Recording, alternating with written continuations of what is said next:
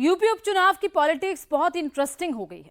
कांग्रेस ने सारी सीट से अपना हाथ पीछे कर लिया, साइकिल को धक्का लगाएगी। दावा यह है कि बूथ बूथ पर एंटी बीजेपी वोट डलवाएगी।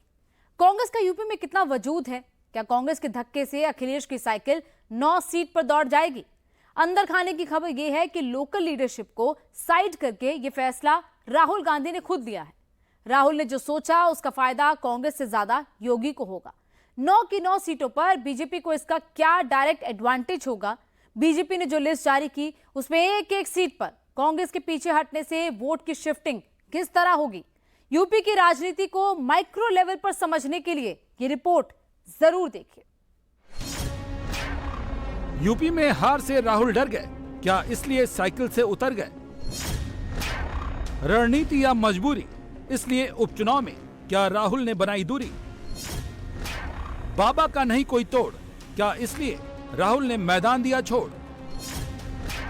27 बहुत दूर, 24 में जंग भरपूर, टक्कर टाइट, 9 पर जबरदस्त फाइट।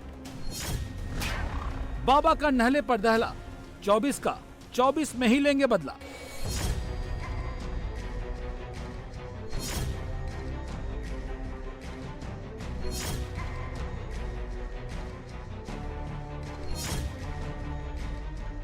यूपी में 9 सीट का उपचुनाव साख का सवाल बन गया है। योगी की पार्टी अपनी पुरानी साख वापस पाने के लिए लड़ रही है। अखिलेश की पार्टी लोकसभा में बनी साख को बनाए रखने के लिए लड़ रही है। राहुल की पार्टी जो बची खुची साख है उसे बचाने के लिए चुनाव ही नहीं लड़ रही है। अब इसके लिए बीजेपी क्या कर रही है वो बताएंगे, लेकिन पहले कांग्रेस ने क्यों हथियार डाल दिए, क्यों साइकिल के पीछे जा छिपी? वो भी तब जब पीडीए और संविधान बचाने वाला नैरेटिव यूपी के लोकसभा चुनाव में हिट रहा। उसके बाद कांग्रेस ने उपचुनाव नहीं लड़ने का फैसला क्यों किया? ये मजबूरी है या कोई रणनीति? पहले वो सुनते हैं। हमने निर्णय लिया है कि उत्तर प्रदेश में कांग्रेस पार्टी अपने उम्मीदवार नहीं उतारेगी एवं इंडिया गठबंधन के सभी उम्मीदवारों को एकजुटता के साथ, मजबूती के साथ उनकी विजय के लिए प्रयासरत रहेंगे। मैं आपको बतलाना चाहूँगा कि पिछले दिनों उत्तर प्रदेश कांग्रेस कमेटी के नेतृत्व में उत्तर प्रदेश के इन सभी 10 विधानसभाओं में बहुत ही सफलतापूर्वक संविधान बचाओ संकल्प सम्मेलनों का आयोजन किया गया, जहां पर हजारों की तादाद में वहां के कार्यकर्ता, वहां की जनता और वहां के बुद्धिजीवी वर्ग के लोग उपस्थित रहे। और इस सफलता के बाद एक चीज का एहसास हमें हुआ कि आज अगर भारतीय जनता पार्टी को या एनडीए को अगर हमने नहीं रोका तो आने वाले समय में यह संविधान, भाईचारा, आपसी सौहार्दता और भी कमजोर हो जाएगी। अंदाजा तो उसी वक्त से लगने लगा था जब कांग्रेस 5 सीट मांग रही थी और अखिलेश 2 सीट दे रहे थे, वो भी गाजियाबाद और खैर की। वो सीट जिस पर बीजेपी कहीं ज्यादा मजबूत है। और अब कांग्रेस को लग गया कि सीट मिलेगी तो यही मिलेगी और यहाँ से जीत तो नहीं मिलेगी। तभी पार्टी ने डिसाइड कर लिया कांग्रेस क्यों साइकिल पर सवार नहीं हो रही है। ये रणनीति है या मजबूरी? आगे सुनिए, फिर खुद फैसला कीजिए। दरअसल सच्चाई ये है कि जो 5 सीट कांग्रेस मांग रही थी वहाँ कांग्रेस कहीं टिकती ही नहीं है। आंकड़े बताते हैं कि उनमें से कुंदरकी को छोड़कर न तो किसी सीट पर सपा मजबूत है और न ही कांग्रेस। कांग्रेस को गाजियाबाद सीट का ऑफर था। गाजियाबाद विधानसभा सीट बीजेपी का गढ़ है। 2022 में बीजेपी के अतुल गर्ग ने सपा के विशाल शर्मा को 1,05,537 वोटों के भारी वोटों से मात दी थी। यहाँ कांग्रेस को सिर्फ 4.9 यानी 11,818 वोट मिले। उसी तरह खैर रालोद का गढ़ रहा है। 2022 में सपा और रालोद ने मिलकर चुनाव लड़ा था। इसके बावजूद बीजेपी ने यह सीट 97,999 वोटों से जीती थी, जबकि कांग्रेस को सिर्फ 0.6% यानी 1,514 वोट ही मिले थे। इस बार रालोद भी बीजेपी के साथ है। मीरापुर भी रालोद का गढ़ है। 2022 में रालोद के चंदन चौहान ने बीजेपी के प्रशांत चौधरी को 27,380 वोटों से हराया था, इस बार दोनों दल साथ साथ हैं। जबकि कांग्रेस को यहाँ भी 0.6% यानी 1,258 वोट ही मिले। कुंदर की सपा का गढ़ मानी जाती है। 2022 के चुनाव में सपा के जियाउर रहमान बर्क ने बीजेपी के कमल कुमार को 43,162 वोटों से हराया था, जबकि कांग्रेस को सिर्फ 1,716 वोट मिले थे। इन आंकड़ों को देखकर समझना मुश्किल नहीं है कि कांग्रेस ने उपचुनाव में बैक गियर क्यों लगाया, जबकि आंकड़े कह रहे हैं कि यूपी में कांग्रेस का अकेले तो वजूद ही नहीं है। कांग्रेस को ये बात अच्छी तरह से पता है, इसीलिए कांग्रेस खेमा उपचुनाव से हटा है। जनता सब जानती है किसी न किसी ठगा है, कौन ठग है, कौन महाठग है, ये सारी जनता को जानकारी है और लोग सजग हैं और सब चीज़ों को समझते हैं। जहाँ तक कांग्रेस पार्टी का विषय है, उत्तर प्रदेश में ये साबित हो गया कि कांग्रेस पार्टी का कोई अस्तित्व नहीं है और उनका जो एजेंडा था जाति, भाषा, क्षेत्र के नाम पर देश को बांट के और देश को कमजोर करने की जो उनका षड्यंत्र था, उसे जनता समझ चुकी है। जिस प्रकार से उन्होंने प्रत्याशी घोषित किए तो ऐसा लगता भी नहीं कि कांग्रेस का कोई प्रत्याशी, कोई कैंडिडेट इस गठबंधन का हिस्सा है। और मुझे ऐसा लगता है कि हो सकता है कांग्रेस पार्टी अपना सिंबल या अपना कार्यालय समाजवादी पार्टी के दफ्तर में छोड़े जाए। कांग्रेस का उपचुनाव न लड़ने का फैसला क्या हार की डर से किया गया? ये मजबूरी है या कोई सोची समझी रणनीति? अगर रणनीति के तौर पर देखा जाए तो इस फैसले से कांग्रेस पर रिजल्ट को लेकर कोई दबाव नहीं रहेगा। समाजवादी पार्टी जीतेगी तो कांग्रेस भी जीत का हिस्सेदार बनेगी। समाजवादी पार्टी हारी तो कम से कम हार का सीधे ठीकरा कांग्रेस पर तो नहीं फूटेगा। कांग्रेस का ये फैसला हरियाणा का डैमेज कंट्रोल करने की कोशिश भी है। कांग्रेस इंडी अलायंस में ये मैसेज देने में कामयाब होगी, जो हरियाणा सीट शेयरिंग को लेकर आम आदमी पार्टी और समाजवादी पार्टी को तवज्जो नहीं दी गई थी। यूपी में टिकट को लेकर तकरार की संभावना को उसने बनने नहीं दिया। अकड़ न दिखाने के बजाय ये मैसेज कांग्रेस ने दिया कि वो सीटें इसलिए छोड़ी कि एंटी बीजेपी वोट बटे नहीं। मैं बहुत स्पष्ट कर दूं, सिंबल भी समाजवादी पार्टी का ही होगा और या घटक दल, इंडिया गठबंधन के जो घटक दल अगर कोई होंगे उनका होगा और उम्मीदवार भी उनके होंगे। ना ही कांग्रेस पार्टी का कोई उम्मीदवार होगा और ना ही कांग्रेस पार्टी किसी दूसरे सिंबल पे लड़ने जा रही है।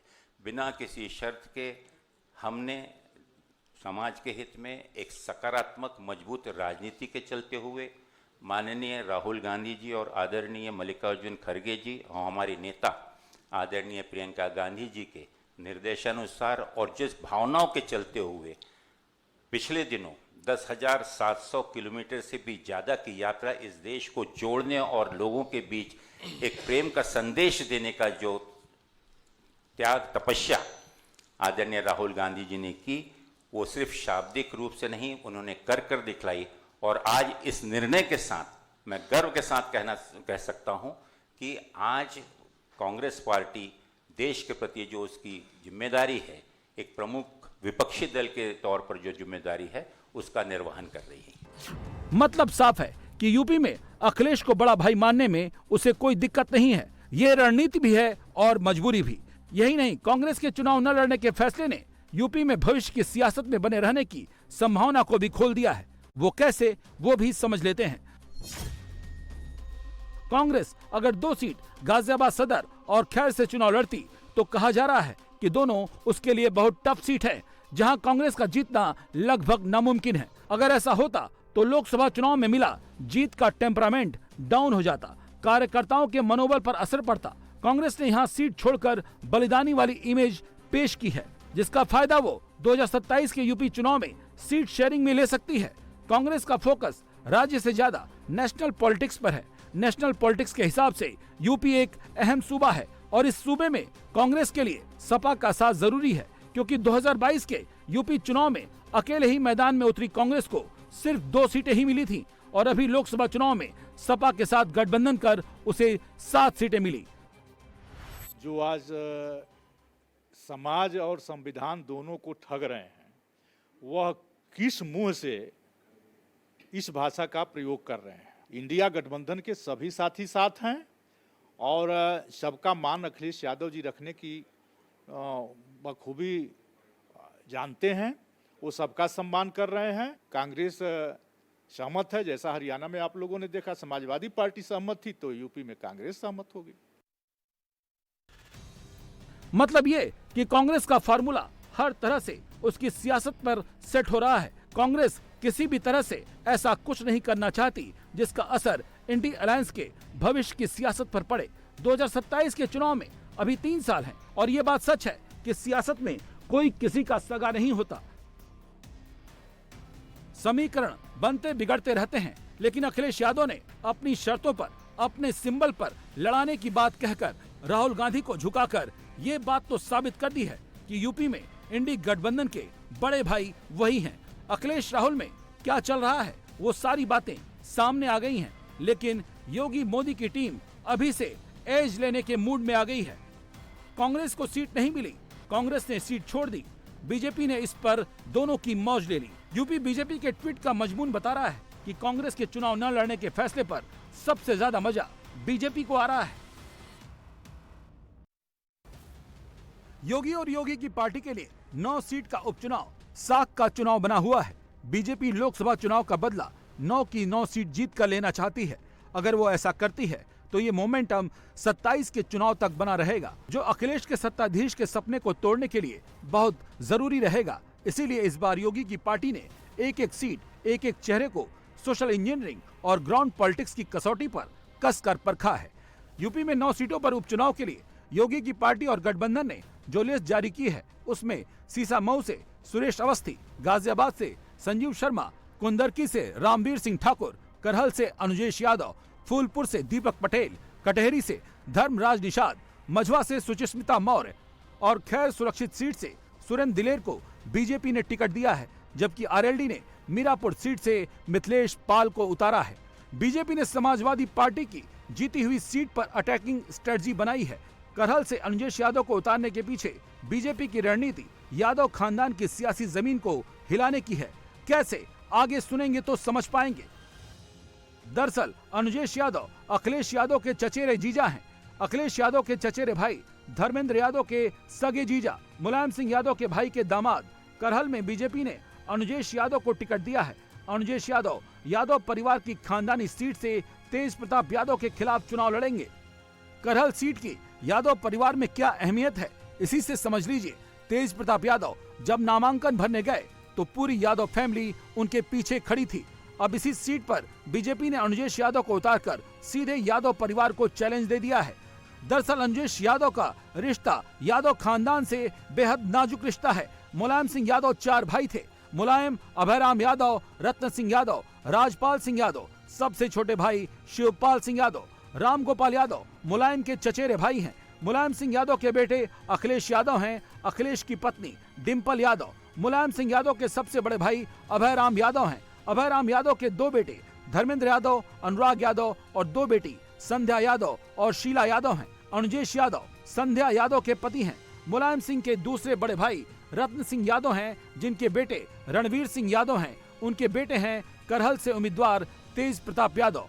अब अभयराम यादव के दामाद और रत्न सिंह यादव के पौत्र के बीच मुकाबला है। समाजवादी पार्टी के साथ जो लगाव जुड़ाव यहाँ के लोगों का है, नेताजी के साथ जो तमाम सारे लोगों ने काम किया, और हमें पूरा विश्वास है कि इस चुनाव में भी समाजवादी पार्टी को जन समर्थन होगा।